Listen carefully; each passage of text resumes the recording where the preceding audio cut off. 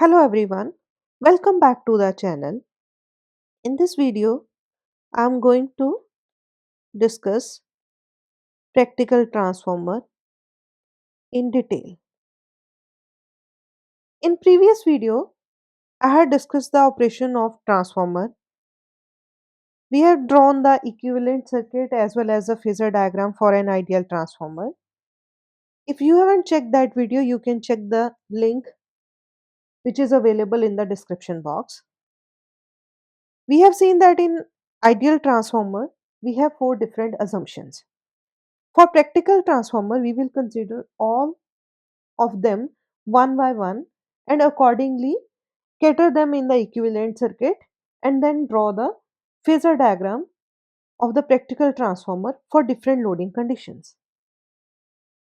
Now, if we summarize, in case of ideal transformer, our first assumption was that the winding resistance is negligible, but practically it's not possible.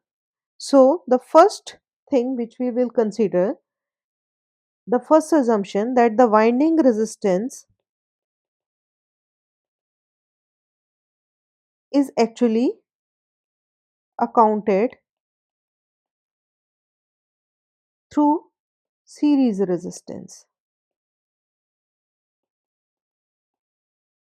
because it's not possible to have a winding without resistance. So the winding resistance is considered as series resistance. We had also considered that the leakage flux is negligible, but that is not the case. So the effect of leakage flux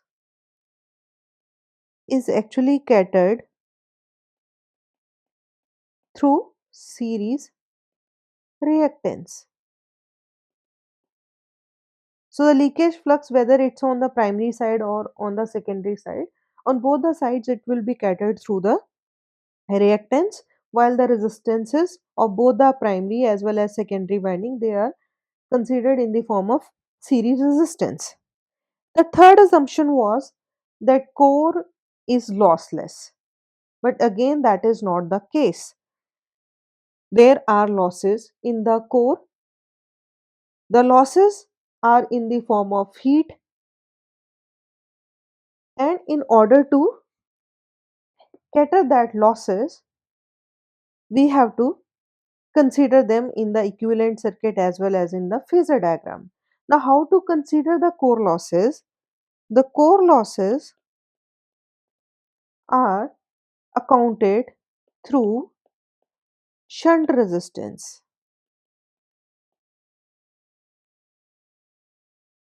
Now, why they are accounted through shunt resistance? Because we need a current or we need the power in the transformer even though it's not loaded in order to supply the core losses. Since the losses are in the form of power which is measured in watts, so watts means the active power. Active power is a voltage into component of current which is in same phase with the voltage. So when current and voltage they are in same phase, it means that is the representation through a resistance. So that's why we are representing it as a resistance. Now why shunt? Because the current has two different components. One is the load component that will flow only when the transformer is loaded, otherwise that will not be there.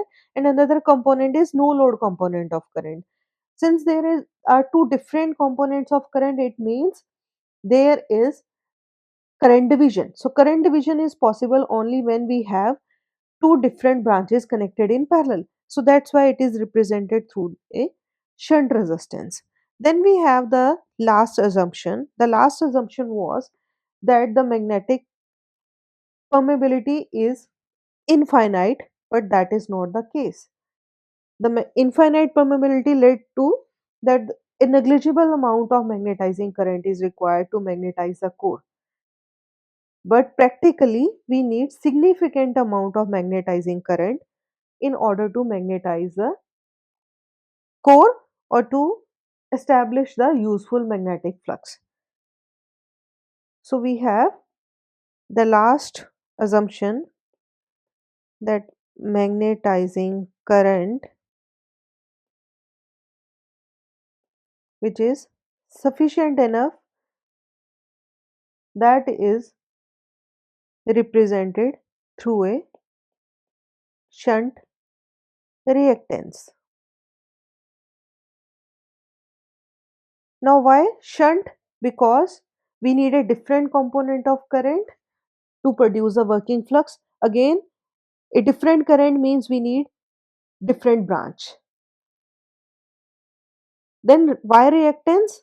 Reactance, since the current which is required to produce the working flux, it is in same phase with the flux, and flux and voltage on the primary side, they are at 90 degree. The flux lags behind the primary side voltage by 90 degree. So when the current lags behind the voltage by 90 degree, it means that is a representation of inductance. So that's why it is represented through shunt reactance.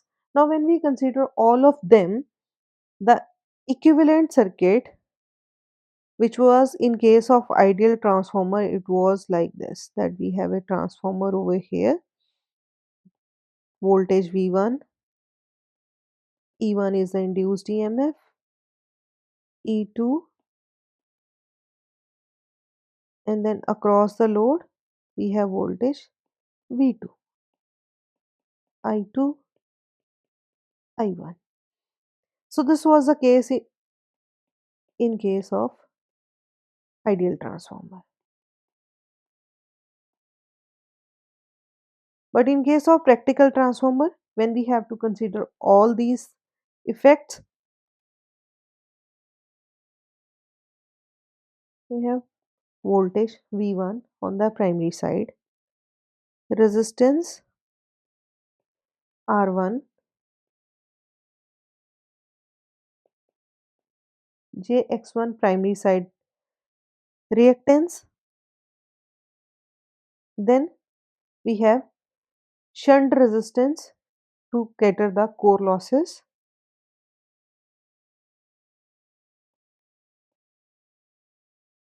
shunt reactance showing the magnetizing branch,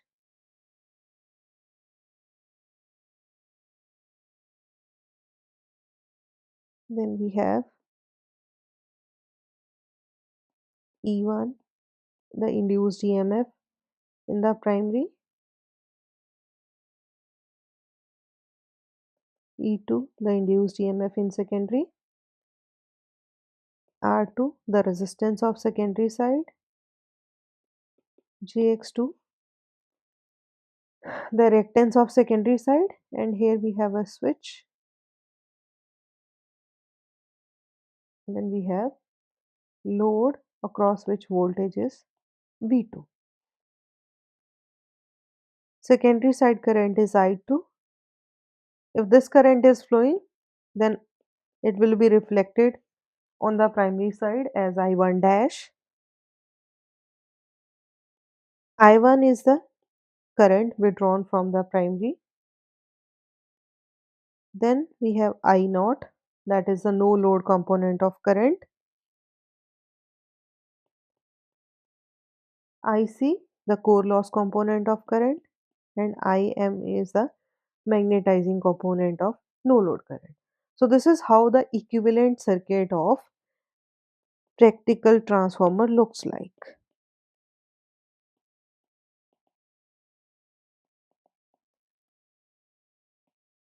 So this is the exact equivalent circuit of a practical transformer.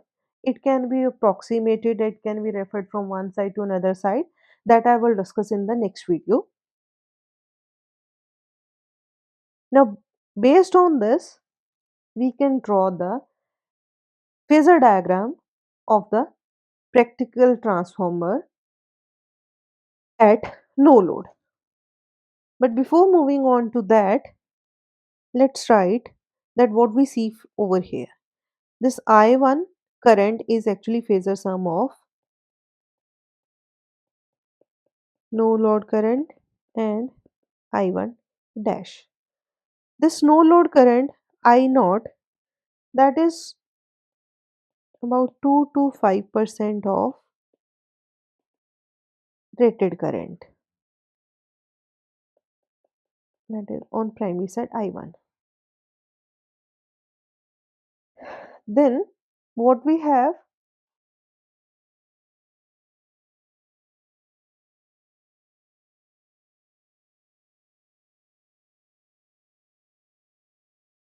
when the transformer is at no load, first we start with the no load condition. At no load, since this I naught is very small, the drop across R1 plus JX1, it can be neglected.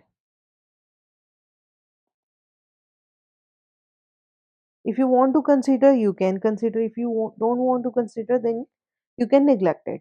If we neglect this drop, it means the applied voltage which we are applying over here, that is appearing as induced EMF in the primary winding.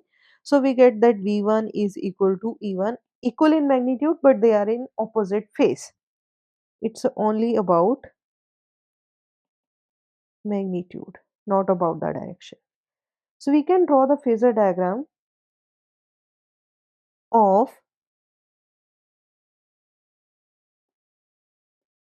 transformer at no load. So whenever we have to draw the transformer phasor or any phasor, we select the reference quantity which is common among all the circuit elements. So here the common part is the core, which is common to both primary as well as secondary. And in core we have flux phi. So flux phi links with both primary and secondary side volt coils or windings. So flux phi is considered as a reference. Then the magnetizing component of current which is in same phase, it will have significant magnitude as compared to the previous case of the ideal transformer where we assume that Im is negligible, so we had represented it on the very smaller scale. But in practical transformer we have to represent it over the large scale, since Im is sufficient enough in case of practical transformer. The induced EMFs E1 and E2 both lags behind the flux by 90 degree, and V1 and E1, they are equal in magnitude, but as per Lenz's law, V1 has the opposite direction to E1. So here we have V1, which is equal in magnitude with E1 but in phase opposition. And the current IC, since this is flowing through a resistance, it is in same phase with V1. So IC is over here. The phasor sum, this one is IC.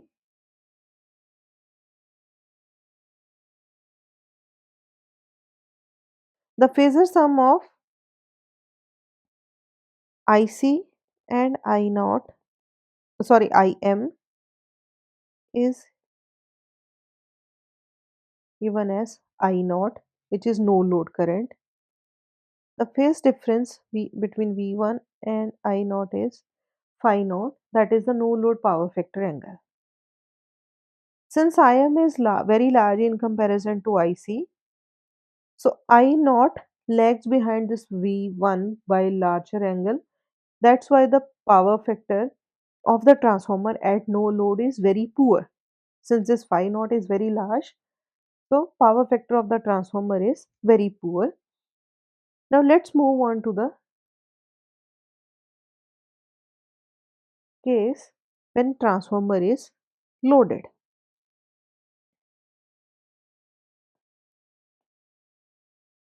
transformer on load. Now when transformer is on load, we can develop the phasor diagram step by step from the equivalent circuit only. Now if we look into the equivalent circuit,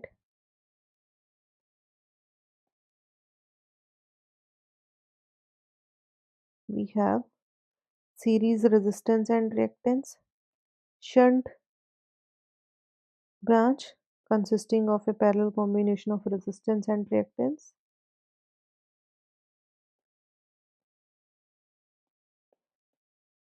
E1,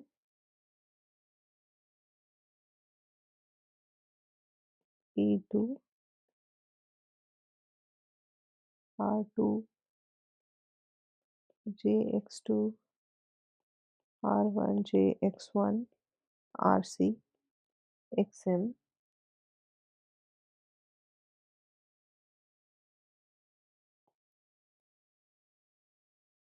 So when transformer is loaded, at that time the switch is closed and we have a load connected to the transformer across which voltage is V2. Current over here is I2, I1 dash, I0, IC, IM and I1. Now we can develop the equivalent circuit step by step starting from the secondary side. The development starts from the secondary side. On secondary side, what we have, we can say step 1. Step 1, it will start from the secondary side.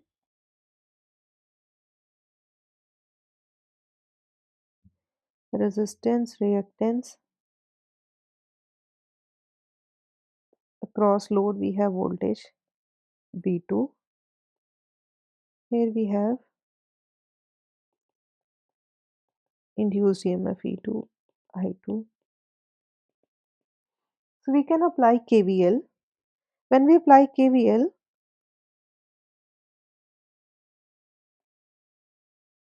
we have E2, you can say minus E2 plus I2 R2 plus I2 JX2 plus V2 equal to 0, which gives us the value of E2 is equals to V2 plus V2 plus I2 to R2 plus JX2. So this is the first step. Step 2 is that there is transformation, that E1 is either stepped up or stepped down and we are getting voltage E2. So what we have in step 2, we have the transformation or the transformer action E1, E2. Here we have I1 dash, this is I2. So E1 upon E2 is equals to A, or what we have from here, that E1 is equals to A times E2 and I1 dash is equals to A times, I2 by A. It's I2 by A.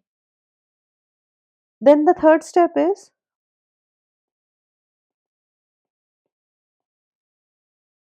the consideration of shunt branch.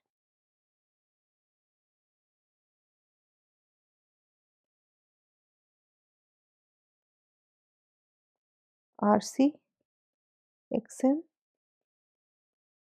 I1 dash, I1 and I0. So from here we get that I1 is phasor sum of I naught and I1 dash, and I naught is phasor sum of IC and IM.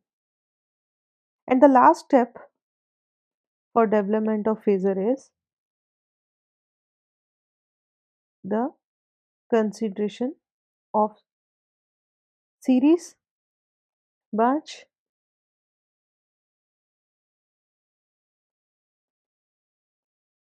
V1 R1 J X1 current flowing through them is I1, and here we have induced EMF E1.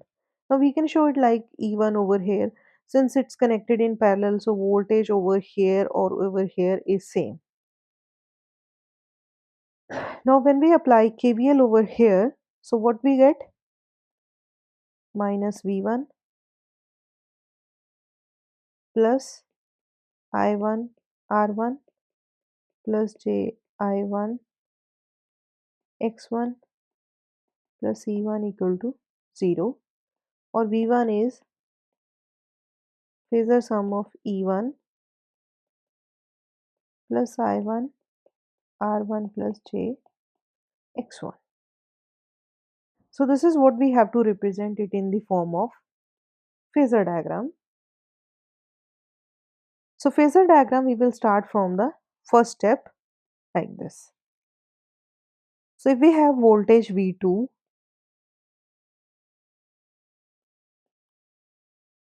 now depending upon what type of load we have over here, we can have the different phasor diagrams.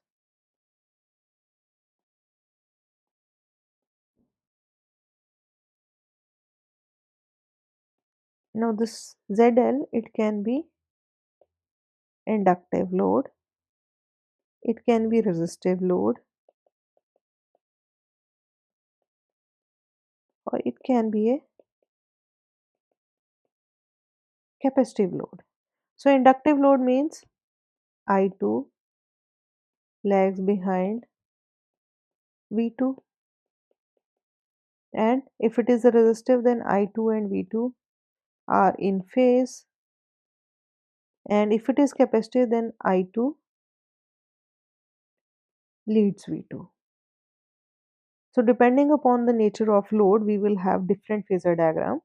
Since the inductive load is most common, I am starting with the inductive load.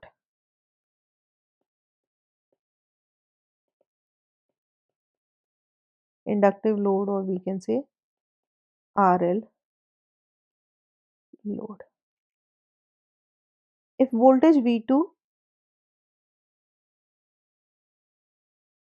is over here, current I2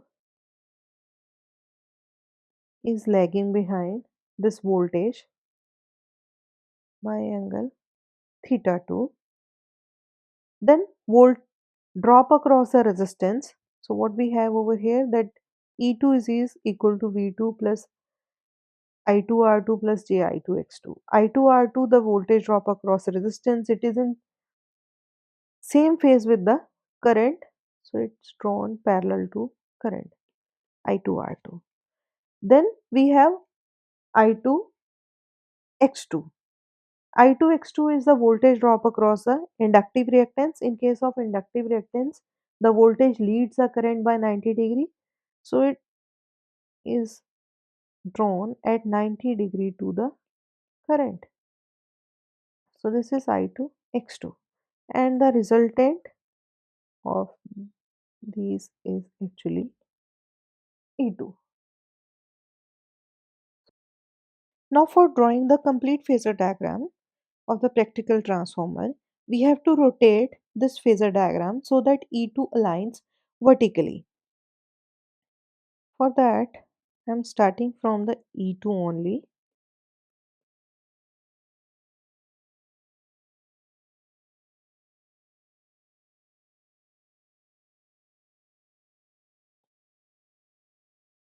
Here we have voltage V2,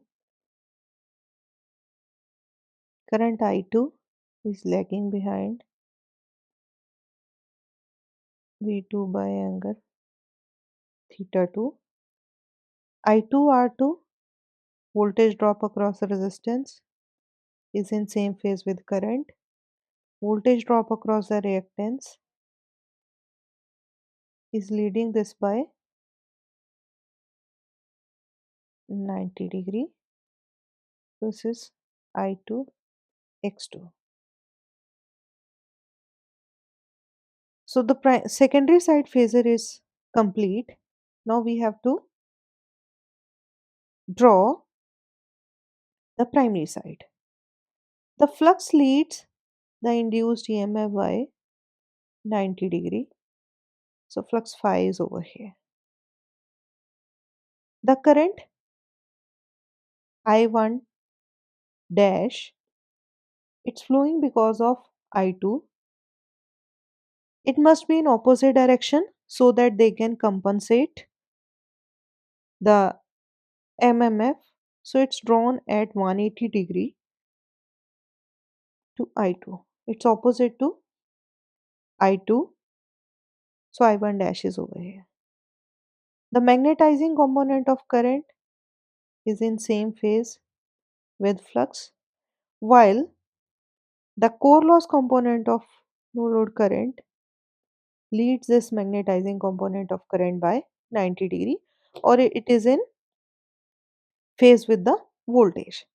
The resultant of IC and IM is I naught, that is the no load current, while the phasor sum of I naught and IM, sorry, I naught and I1 dash is I1. So phasor sum of no load current and the load component of current I1 dash is actually primary side current I1. Here we have induced EMF E2 as well as E1. For calculating the primary side voltage, we need to draw this E1 on the primary side, which is here. The phasor sum of E1 and drop across the resistance and reactance of primary side winding is actually giving us a supply voltage V1. So I1 R1, that is a drop across resistance. It should be in same phase with current I1. So I1 R1. I1 JX1, it leads a current by 90 degree. So it's I1 X1, and the phasor sum of all these will give us the value of primary side voltage V1. So this angle is theta 1, that is the primary side power factor angle. So this is how the complete phasor diagram looks like in case of practical transformer for RL load. So when load is inductive or then current I2 is lagging behind the voltage by angle theta 2. If load is purely resistive,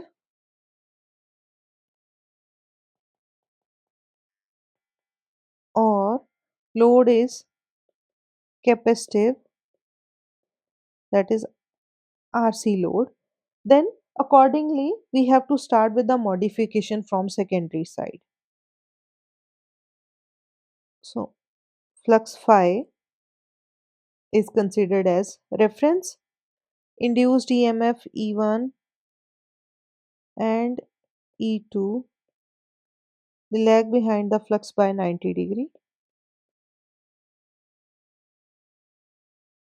Voltage V2. If the load is resistive, then V2 and I2 they are in same phase. The voltage drop across the resistance I2 R2 again in same phase. I2 X2 will lead this by 90 degree. Now V2 and I2 they are in same phase. So secondary side phasor is complete. On primary side, the component of current which is required to magnetize the core is Im is in same phase with flux. Core loss component IC leads this current by 90 degree and their resultant is I naught, that is no load current. The load component of current is drawn at 180 degree to I2, so it's I1 dash. The phasor sum of I naught and I1 dash will give us the value of I1, that is primary side current.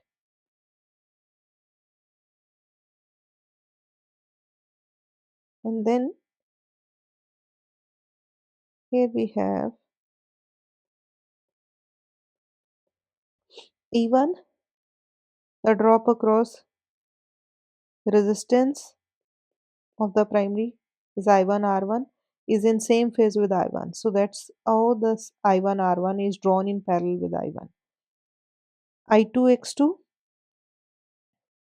leads this by, sorry, I1 X1 leads this by 90 degree and the resultant is voltage V1. So the difference starts from the secondary side, that how the current I2 is from V2, whether it's in same phase or lagging the voltage or leading the voltage. Similarly, we can draw it for the capacitive load.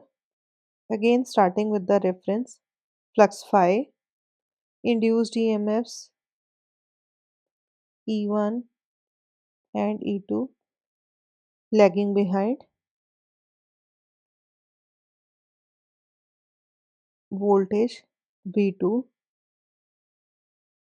current I2 leading the voltage by angle theta 2.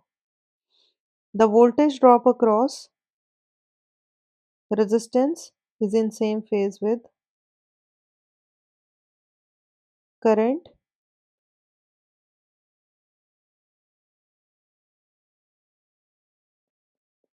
I2 R2. At 90 degree to this,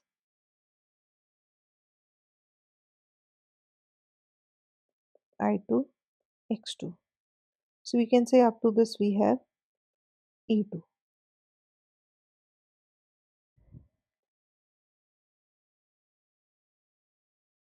Im at same place, IC again at same place. The resultant of IC and Im is the no load component of current I naught. I1 dash, that is the load component of current,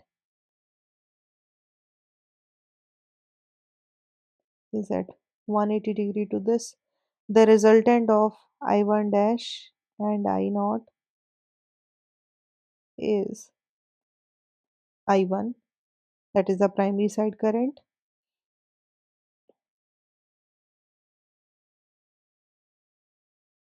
Here we have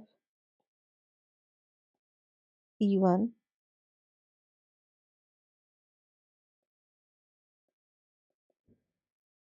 I1 R1 in same phase with I1, I1 R1 at 90 degree to this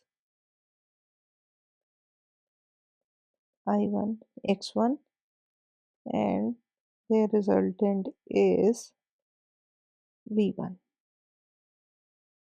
Now this is the theta 1. Okay, this is theta 1. So what we see that with the type of load, the power factor is getting improved when we move from inductive to resistive, and then to capacitive load. In next video, I will consider the equivalent circuit of the transformer. We will approximate it and see that how we can transfer the equivalent circuit parameters from one side to another side.